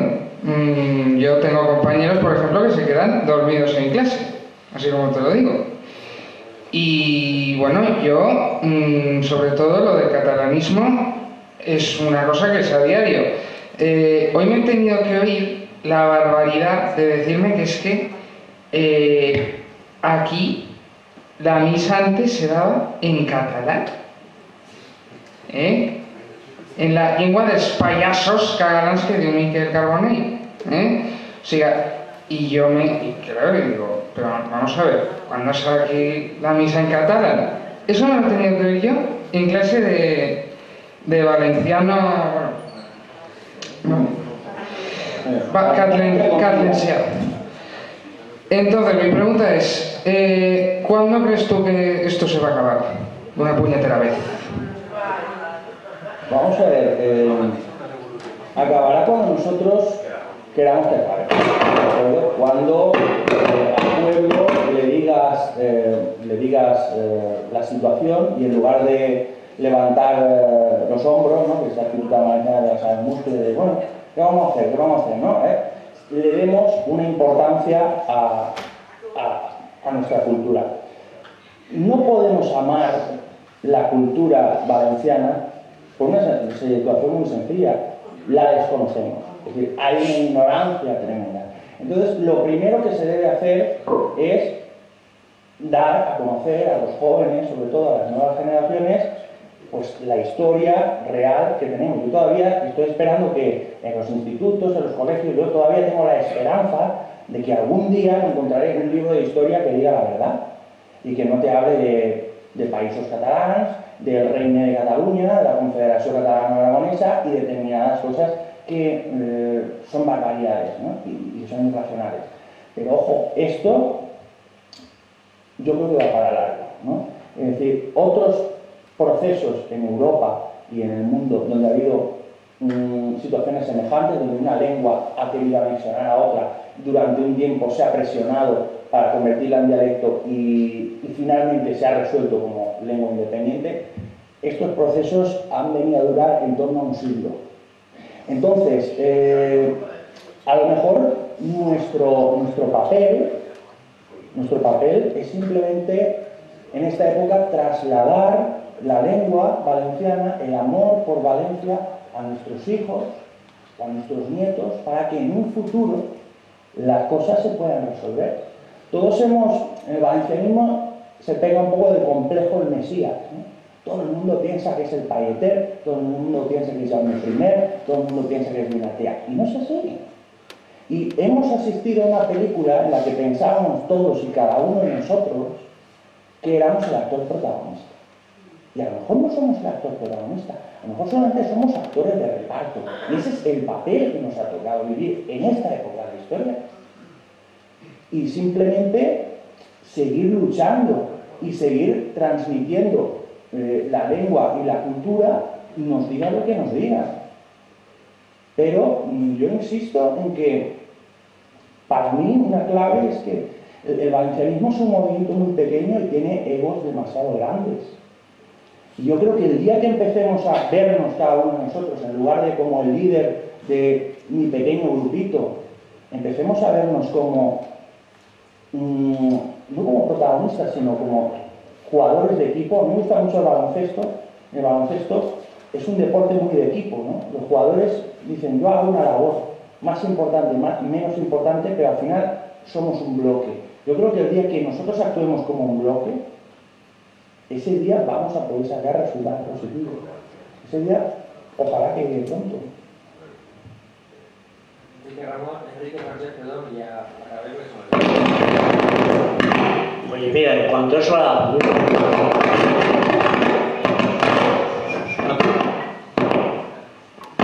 sencillo, y es cambiar la ley de educación. Cuando llegó Sarkozy al poder, me acuerdo que mucha gente dijo, entre ellos por ejemplo, que sería muy bonito cuando entrara el profesor, se levantara a la gente con respeto y le llamara a usted con el respeto debido. Se va a cambiar la ley. En cuanto a ti que eres maestro, mire usted, yo no soy maestro, fíjate, no soy maestro, pero doy lecciones por la calle. Anteayer, el martes, estaba en el laboratorio de una chica joven, de 20 y pocos años, bostezó, abrió la boca, tapó la boca. A la segunda vez me levanté con discreción y le dije, oye, mira, hay costumbre de cuando uno bosteza, y además así no enseña la boca, en fin, se pueden dar lecciones amablemente. Sí, sí. Toda esa gente que se sienta con el culito en el respaldo, yo le digo, oye, mira, ahora se va a sentar alguien, imagínate, se puede. Hasta ahora nadie me ha dado una hostia, perdón por la expresión, pero la más expresiva. Nadie me ha dado una hostia. Oye, yo tengo lecciones de este tipo.